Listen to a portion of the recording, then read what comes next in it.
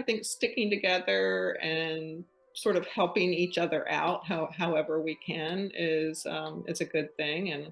And I definitely value my friendships, my artist friendships. A trick I would pass along is to nurture your community, your collectors. Don't always look to just sell. You can just get uplifted and sort of get out of your own mind. Painting is so often, as I said, isolating. We get way too deep into our own psyche, and it's such a benefit to not only paint from life, but to do so with other artists and grow together. Welcome to the BoldBrish Show, where we believe that fortune favors a bold brush. My name is Laura Ringobert, and I'm your host. For those of you who are new to the podcast, we are a podcast that covers art marketing techniques and all sorts of business tips specifically to help artists learn to better sell their work. We interview artists at all stages of their careers, as well as others who are in careers tied to the art world in order to hear their advice and insights. For this episode, we created a compilation of our past guests discussing the importance of networking and community for artists' personal and professional growth. We share how joining organizations, attending workshops, and participating in events like conventions and plein air gatherings foster valuable connections and learning opportunities. Personal recommendations and genuine relationships are emphasized as key to gaining gallery representation and advancing in the art world. This compilation also covers the benefits of balancing solitary studio work with fellowship among like-minded artists, both in person and online. Initiatives such as starting local life drawing groups or online communities like Stephanie Thompson's Broadcasting Brushers are encouraged to overcome isolation and support artistic development. Overall, this episode underscores that sharing knowledge, nurturing relationships, and building community are essential for a fulfilling and successful artistic journey. Well, it's funny that you bring that up, because I've met some of my best friends going to the Oil Painters of America, either the Western Regional or the national shows. That's where I've made most of my connections of meeting the artists that I admire a lot. You're in a show where it really raises your level of what you think that you can do. And so I've met artists that are at that show that we've gotten together afterwards, and we've done photo shoots. We've hired cowboys and Indians to come together, and we all come with our own ideas for the stories, and we can set up scenes. So I've done that. I've met the gallery owner for the Western Regional Oil Painters of America show. Was one of the galleries that I got into. I had gotten the second place medal, and she came up to me afterward and said, "We'd love to have you in the gallery, let's talk." And I said, "Sure, let's talk afterwards." And so she was just excited about having me in the gallery. And that was a Western Regional show, but to be in a show like that and have the gallery owner really call you out and say, "We love your work, we really want to represent you."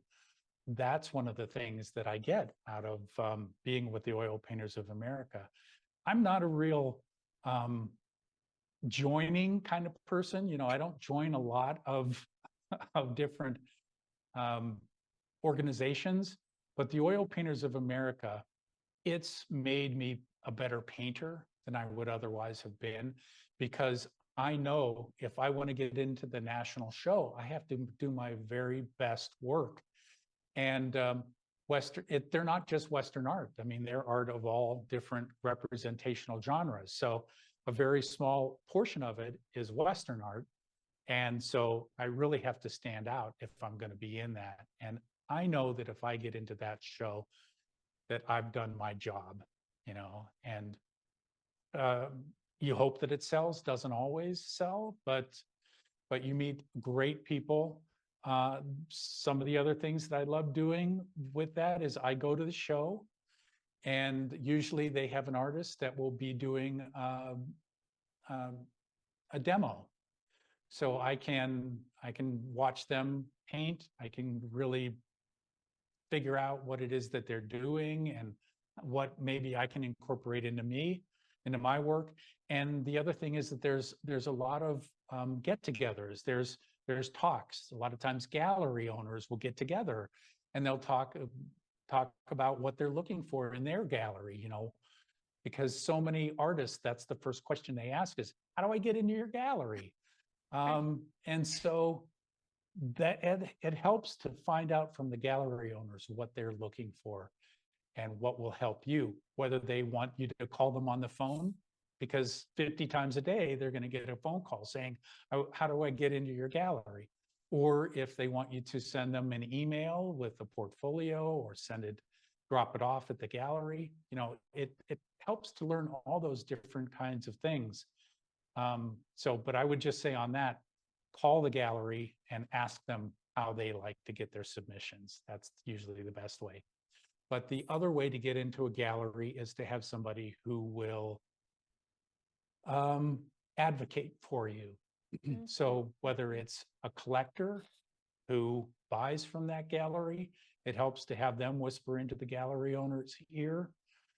And another way is to have one of their artists talk about you to the gallery owner. A personal recommendation is one of the best ways to get noticed by a gallery. I've found that having other artists say to the gallery owner, this guy is really good, he's up and coming, you may want to take a chance on him and see what happens. Most artists are not territorial when it comes to their galleries, at least I've found. A lot of times, you hear, well, artists don't want to recommend you because that's taking work away.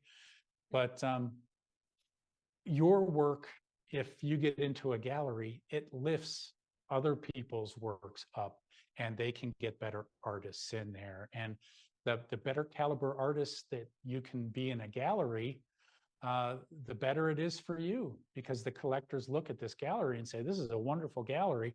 Let's see who else is there, maybe people that I haven't heard of. So that's one of the things that I've learned from the OPA and being in some of the other art groups. I was with the Western Artists of America. I think they're defunct now, but I was with them for a little while, and we started our own, which became defunct. But being in different groups, it can really help to lift your work up and make you paint better than you ever thought you could, because you're not just going to let anything out of the studio. I think Richard Schmid once said he never lets anything out of the studio that he's not completely happy with. But I've heard from other people that there are no finished oil paintings, there's just abandoned oil paintings. So I think they absolutely are. I have made so many great friends through going to some of the events, like the OPA National Convention was just 2 weeks ago, which I didn't go to this year because I was in Rome. But every time I go to one of those, first of all, it's a nonprofit, which I love. I love the nonprofits. I see people I haven't seen, that I see once a year or I haven't seen in 10 years. I learn because they have great demos. It gets me away into an absolutely, art 4 days where that's all that's going on. The tips that you learn from each other are amazing. And OPA, I'm not trying to really push OPA, but I'm using it because it's the most recent thing. They have shows all the time. When you get your work in those shows, and some of them are online, some of them aren't, but you're getting exposure and visibility. And when you go to those shows, you just plain can't help but meet people. Yeah. So I think those are great opportunities, and there are a lot of good organizations out there. Am I going to say you have to be in every organization that's out there? I couldn't keep up with it personally, but I think you pick and choose what you want to do. But some of the plein air events are so much fun. I've been at the plein air convention before, and I've demoed there and I've painted there, and I see people that I would never see again if I didn't go. Or I get to paint with someone that I used to paint with, 8 years ago in Tucson. I mean, they're all great opportunities. I think in person, I think we can't do everything online. We need to get out there and see, touch, and feel, and sit and talk. I absolutely would. Yeah, so the societies I'm like have membership with that I mentioned, that's not something you pay for, that's something that you get elected into. So you can't just decide I'm going to sign up for membership.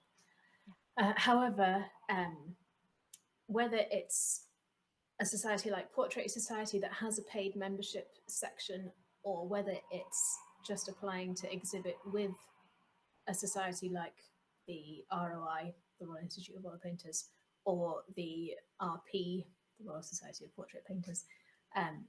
If you get into the show, obviously you go to the private view, and that's where you meet all the other artists who are exhibiting. So I think that's certainly, if you're based in the UK, I think those shows are really good to enter for. Or even if you're not in the UK and are able to make the trip to London, if you get selected for the exhibition, it's yeah, I mean, it's a fantastic experience. You know, all the artists are there, their work is on the wall. You can literally, you know, walk up to a person's painting and talk with them about their work with an example of it right there. And you can go along even if you get someone to take you as their plus one. You can go along even if you're not an exhibitor, and yeah, they tend to be really fun events. Nice. Yeah, it seems like it. It seems like it's, you know, a great way to meet maybe other artists who are maybe close to you or close by to you, and then learn from them. Or even, I have heard others who have said that that's how they've met their galleries as well, and how they've connected in that way. Are there other ways that you would suggest for artists to network? I would suggest, I think one of the best ways to network is actually to take workshops. So sign up for a workshop with your favorite artist, and you not only get to meet your favorite artist, but you get to meet a dozen people who are also learning to paint, who also love that artist. I mean, it's a ready-made networking opportunity, really. As well as things like the Portrait Society of America conference, or, I mean, I've never been to the other conferences in the States, but I would really like to sometime. The plein air convention, that kind of thing. Yeah, I just think if you can actually get people together in person, that is the best way to network, definitely. Right. I think there's probably different ways. And I also think that it's important for you as an artist to be sure that you fit in the gallery. So I wouldn't just approach galleries without doing your homework and knowing what type of gallery they are, even talking to other artists that are in the gallery to see if it might be a scenario that would work for you. And as far as my personal experience, in one instance, it was that I had entered a show, not entered a show. I was asked to be in a show, I believe, at one of the galleries, and it was so they were inviting outside artists, and then they offered me to be a regular artist there after seeing my work. Then I would suggest, you know, not barreling in with your work without an appointment, you know, and showing up. I would suggest probably trying to make contact with them via email, and sharing images initially that way, and then seeing about a response, and then taking it from there. Also, I think, again, networking is valuable. So if you have a friend who is an artist in a particular gallery, and you think that that gallery really is a good fit for you as well, then maybe, you know, talking to the friend, and maybe they can put in a good word too. So I think that might be helpful. Yeah, definitely. And that, again, that really brings to mind how important it is to network and to, you know, make genuine connections within the art world, and, like, you know, make friends with other artists. And yeah, it really reminds us of how important human connection is. Yes. Yeah.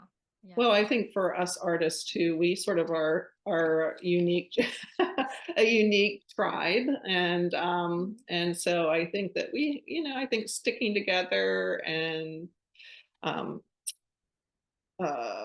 sort of helping each other out however we can is a good thing. And I definitely value my friendships, my artist friendships. So yeah, it's a good thing. The past 6 or 7 years, I've learned quite a bit from not only research, photo shoots, and other artists. The Western artists are fantastic. Are. They are just good, decent, down to earth people who paint the American West and paint it the way that it was. And uh, they're just talking to them is just fantastic, and they will teach you and guide you so you can be on your way. And that's another really beautiful, wonderful thing, because you mentioned, a couple things there that immediately network, right? Network is Yep. so important. Meet other artists, talk to other artists like that, because oftentimes it's actually, in my opinion, it's very rare to meet an artist who doesn't want to help their fellow artists, right? I find it much more rare because, sure, some people have this weird perspective of like, oh, competition. But in reality, there isn't, because every voice is so unique.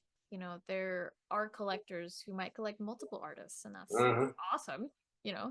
Yes, please, Well, I buy sure art. do. Yeah. Yeah. So it's wonderful to also have that I will teach you everything I know perspective, or like that mentality, because it really, one, it helps others who are also becoming Western artists, who want to become Western artists, and even if it's the same genre, quote unquote, the paintings will be vastly different. That's one. And two, it's beneficial for future generations, Hmm. because that information gets carried down Hmm. and it continues. Yeah. And I think that's equally important, even though it's more of a long-term sort of Yeah. perspective. Yeah. I totally agree, and I think part of it is they are cognizant enough to know and to share their knowledge because they know they're not going to do this forever. That too. I mean, some of these men and women are making six figures on some of their paintings, and these auctions uh, are phenomenal. What some collectors are paying for some of this work, but they're not snooty. They're down to earth. They are absolutely fantastic people, and I enjoy being a part of that genre because not only are they wonderful folks who share their knowledge, they accept you no matter where your status is on the pecking order of the genre. And there is no hoity-toityness about it. Like some of these art shows and some of these art circles, and you'll have a little bit of an attitude, and you'll have this and that and the other. And that's not for me. That could be for somebody. That's fine. I'm not saying anything against it. I just don't enjoy it. And so I like the down to earth, meat and potatoes type of people that I can talk to and share, and they can share with me. And boy, I'm a sponge. I'm picking it up, and I'm asking them at the art shows, what would you do to this painting? And they'll come and tell me. Well, for starters, and then and it's like, okay. I had a painting that was in a big show in Tucson, and I would stand back and I would watch the patrons go by, and they would stop and look at this, and they'd stop and look at that, and they would look at mine, and they'd keep going. And I kept watching that, and I called a guy over who's pretty prominent. God, he's a good painter. And I said, "Could you give me a moment?" He goes, "Yeah, sure. What do you want, Brian?" I said, "I've got a painting over here that collectors are just passing by. What's going on with this? Why aren't they recognizing this? Why isn't something grabbing them?" And so, you look at his name is R.S. Riddick. He's good, and he's got a great, beautiful painting behind, and he gave me his time, and I've got my wife took a picture of him, give him the critique, which is great. But I still ask for critiques because I want to learn, I want to get better. There's no such thing as being good enough. There just isn't. And so he would come up and he would tell me what was going on and what I could change, what I could fix. And I did. And I sent it to a collector after it was revised and she bought it. Again, to not be sold on whatever it is your final piece of work is, because there's always probably something you could do better. Maybe the tonal quality could be adjusted. Maybe the values could be adjusted because painting is just value anyway with color. Um, all things to learn. Maybe the figure was a little stiff. Uh, so things to look at, and that's what's part of that genre is so wonderful is because they share, they care, and they're genuine people. And I absolutely just love being with them when I can be with them. They're fantastic folks. If you've been enjoying the podcast and also want to be able to ask our guests live questions, then you might want to join our monthly BoldBrish Live webinars, where our guest artists describe marketing tips, share inspiring stories, and answer your burning questions in real time. Whether you're a seasoned painter or just starting your creative journey, this is your chance to connect, learn, and spark new ideas. And whether you're stuck on a canvas or building your creative business, this is where breakthroughs happen. Don't miss out. Ignite your passion and transform your art practice by joining us. Our next BoldBrish Live webinar is coming up on the 11th of September with our special guest, Samuel Hoskins. You can find the sign-up link in the show notes. At BoldBrush, we inspire artists to inspire the world because creating art creates magic, and the world is currently in desperate need of magic. BoldBrush provides artists with free art marketing, creativity, and business ideas and information. This show is an example. We also offer written resources, articles, and a free monthly art contest open to all visual artists. We believe that fortune favors the bold brush. And if you believe that too, sign up completely free at boldbrushshow.com. That's BoldBrush show.com.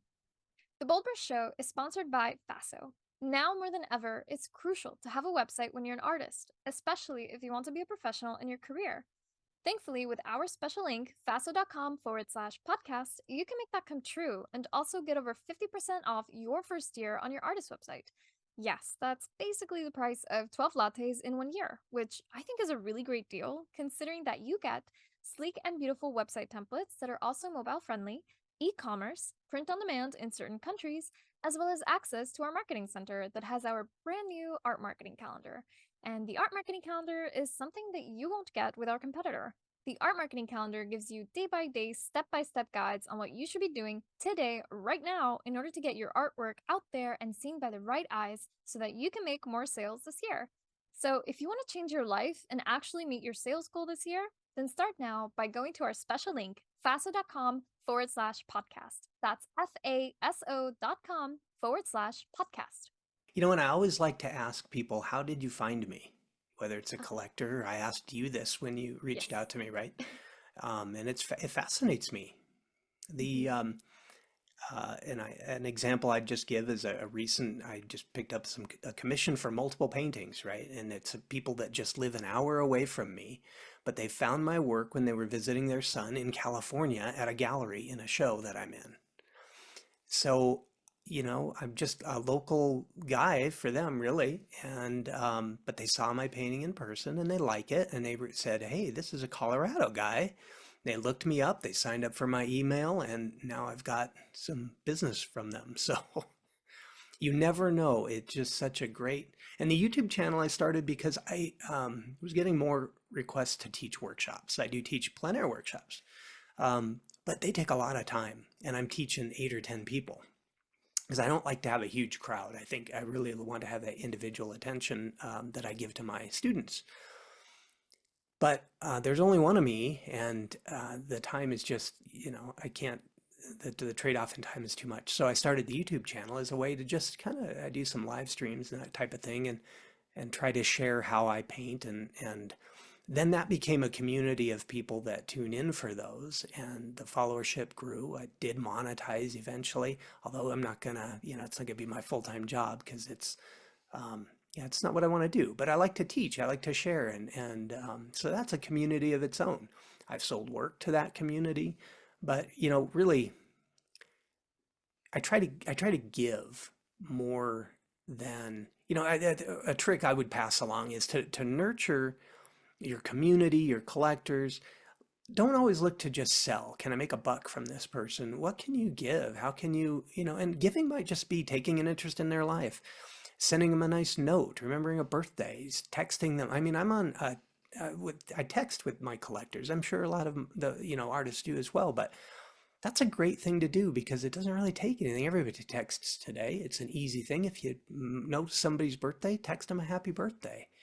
And so, seek to give some value rather than always just pulling value out of your audience, whether it's YouTube or your email list, your galleries, that kind of thing. Because this emotional bank concept, if you've heard of it, you can't keep making withdrawals out of your bank account without putting deposits in. So, I seek to make more deposits than withdrawals. For me, one of the most helpful things has actually been to realize how common the war of art is for many artists, that there's this real internal struggle, especially when you're alone. Usually most of us are working alone, spend a lot of time alone, and we like it, but we can sometimes be our own worst enemies if we don't realize there is actually this internal dialogue going on sometimes that we have to recognize for what it is and realize we're not alone in experiencing that. And so in our aloneness of our practice, we also need the balance of fellowship with like-minded people, so that we realize, oh, we're not actually alone in feeling this way. Because that's when you can just feel like you're nuts or you don't fit with anybody, because most of the people around us really don't seem to deal with any of that. And it can make you feel like, I don't know, you're just kind of weird, or you don't belong, or whatever. So I have finally found a balance between savoring and making the most of my time in the studio or time outside painting where I am alone, but not neglecting getting together, whether it's on FaceTime or on the phone or in person, whatever way, getting together with other artists who have a similar understanding of that, because not all artists do. I mean, there's a lot of people out there with artistic talent who enjoy it, but don't really pursue it. And I hung around with a lot of those people for a pretty long time, and it actually was hindering me in moving forward, because there was this sense of none of them were interested in doing any of the things I was doing. And I was always trying to encourage them to, you could sell your work on a website, all sorts of things, or try this kind of thing or that thing. And so it actually had a hindering effect on me. And when I had to leave, I just had to leave that situation, and found I didn't need a lot of people, to just one or two, who are on a similar journey and who have a passion to get better, because that's really one of the driving things for me, is I'm always wanting to get better, to learn more, to practice more, to just learn new things, learn another way to do something. That kind of keeps me going to some degree. And I like to share that stuff too with people, with other artists. Okay, so you know how they say it's not what you know, it's who you know? That is so true. That is so true. Um, there's been so many times when I was in video games, a young person will call me up and say, hey, Donald, um, can I buy you a coffee? You know? And I'm looking at this kid, I'm like, okay, he wants a job, and he wants me to get into. So we would meet and have coffee, and all he wanted was to just be connected with artists. Long story short, years later, I did hire him. At the moment, he wasn't looking for a job, but it's because he stayed connected with me, and it's about who you know. So there's that, and then I just never stopped trying to connect with. And it doesn't always have to be artists; it could be non-artists. It's who you know that's gonna help you along the way. So don't just sit in your studio and just draw. Try to get out there and connect with people. That's what I would say. So, painting from life is so vital for us, right? And in workshops, I would have models all lined up for me and the pose all figured out, and it's so inspiring because you have a teacher there that's teaching you and you have all this energy in the room. And so, painting is like, it's not hard to get inspired. And then when I would come home from these workshops, this is backstory before I get to broadcasting brushers. Then I would come home and I would realize, okay, that camp-like energy that you have is gone a little bit, and now I'm responsible for hiring my own models or going and finding them. So when I was in my workshop circuit, I guess you could say I took workshops for about 4 years, and 3 or 4 a year, 2, 3 or 4 a year. I was looking for life drawing groups for in between those workshops so that I could be painting from life as much as possible. And there were some in my area.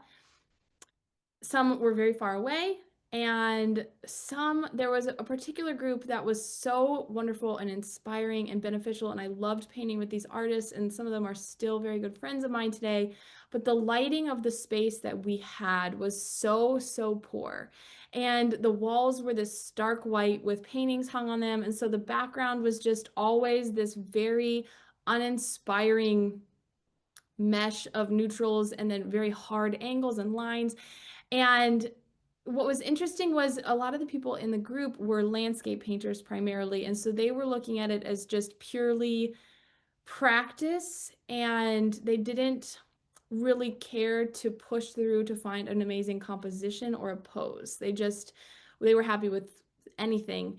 And again, the lighting was really tough. So after a year or so of going to these different life drawing classes around my area, and they weren't classes, they were just sessions, you'd go and you'd everyone pay the model.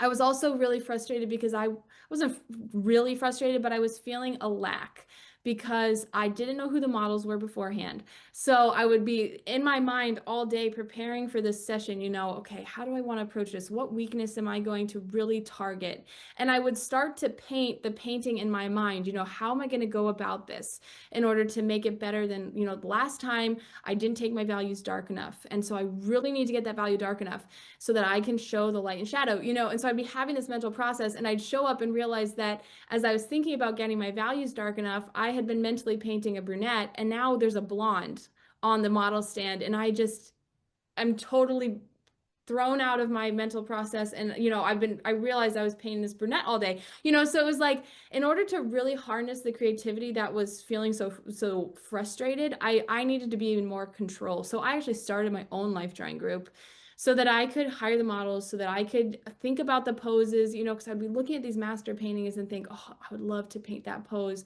but then I had no power to really make it happen. So I started inviting local artist friends to come paint with me, to also share the load, because at 18, 19, to hire a model and spend $45 or $60 for 3 hours of painting, it was very prohibitive. So that's why I started this life drawing group, and it just we became special to each other, this community of artists that was getting together so frequently.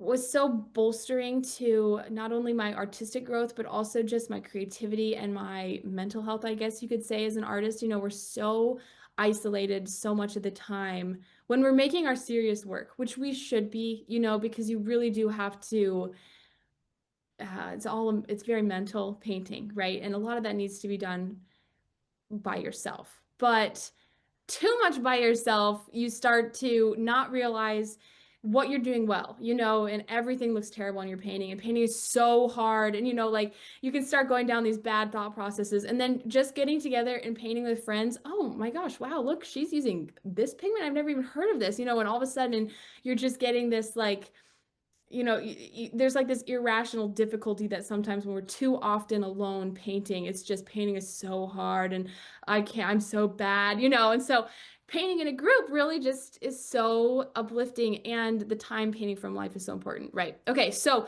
that's sort of the backstory about, you know, my history of painting from life and life drawing groups. This last year and a half that I have now become a mother and just grown up generally. You know, when I first started painting, I was 17, 18, 19, 20.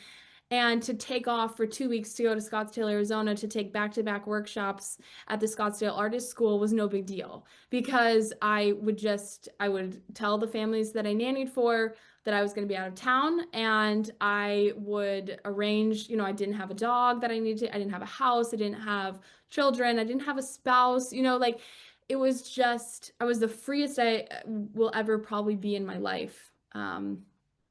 And I don't want that freedom back now, you know, because then it would mean I don't have my son and I don't have this beautiful life that I've built.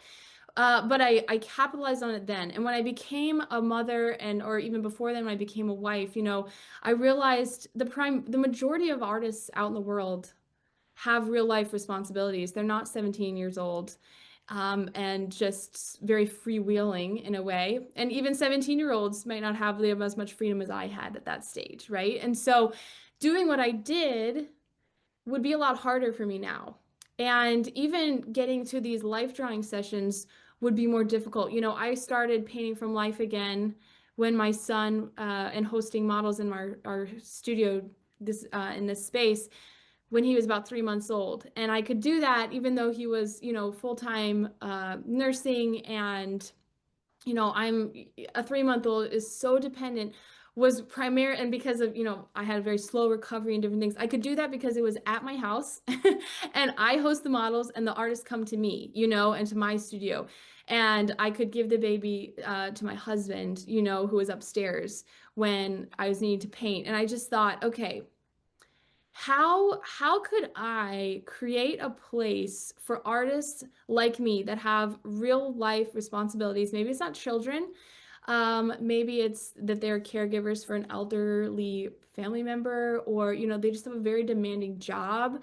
They're, for some reason, don't have the ability to get from point A to point B, or there's no life drawing classes or sessions in their area. Everyone is a landscape painter, or everyone's abstract. You know, how many times have I heard that at these different places? Portrait Society, or even, you know, posting about the basement brushers, the group that I've hosted in my basement to do life drawing for all these years. I wish I lived in your area. I would come paint with you. No one is doing this.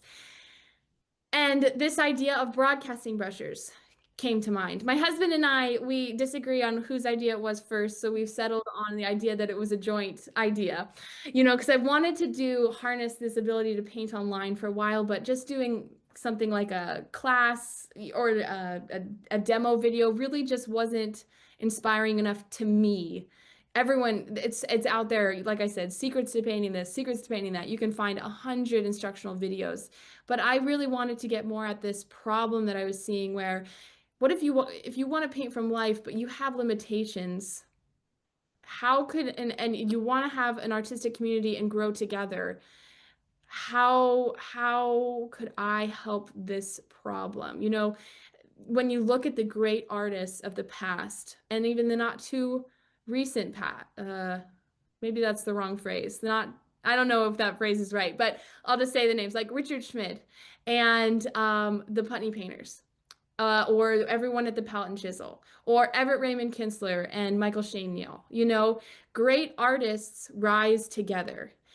Very few in isolation, you know, are becoming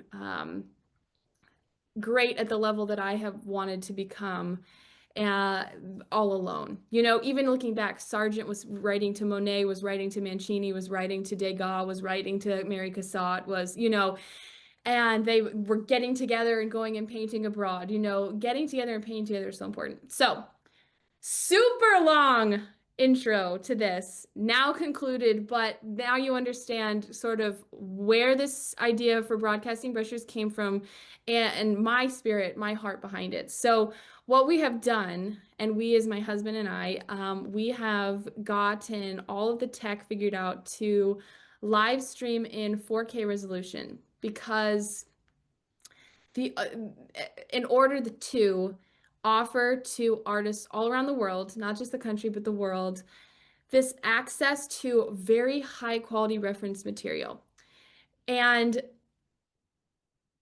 give people the opportunity to paint from life. Of course, it is not from life, from life, from life. I get that. But that's where the 4K resolution really comes in and is important. Because if we can't paint from life, what are we painting from? We're painting from crappy cell phone pictures primarily, right? Like that's the 99%, I feel, maybe not that much percent, but that's our alternative. And, you know, some of us have very nice cameras and are working with it, but some of us don't. And then we're just left with these terrible reference photos, terrible materials, and it's all still and already 2D, already very chosen out for us. So what Broadcasting Brushers is it's a twice monthly life drawing group where we are painting together for 3 hours. So I hire a model. They sit for 3 hours and a camera is pointed at them and their pose for that full 3 hours. So you see them as they're shifting and tilting and sitting from life in 4K resolution. So you can see individual hairs. You can see individual pores. You know, when I show the models, this is what they're seeing of you. A lot of them are wish they hadn't seen it. You know, it's unbelievable, the quality. Another camera is pointed at my canvas, and then a third camera is pointed at my palette. And then those two are in a picture in picture. So you can see my painting and my palette at the same time and watch not only how the painting is developing, but what the palette is looking like, because the palette is the brain of the painting. It's, you know, in all my workshops, I paid so much attention to what their palette was doing. And then we're chatting throughout the entire thing. I'm talking through my process and talking to the model. And so far we have 80 artists from all over the world joining our live streams and painting together. And it's just been, my hypothesis was proven right very quickly, that people are hungry not only to paint from life, from very high quality reference material, but they also want to be in a community of artists and have, you know, be vulnerable and share their work. We have a Discord chat set up so that simultaneously as we're painting, people are sending progress photos of their painting for everyone to see. And if it makes you uncomfortable, you don't need to, but I encourage everyone to do so, because you ask advice, you can just get uplifted and sort of get out of your own mind. You know, painting is so often, as I said, isolating. We get way too deep into our own psyche, and it's such a benefit to not only paint from life, but to do so with other artists and grow together.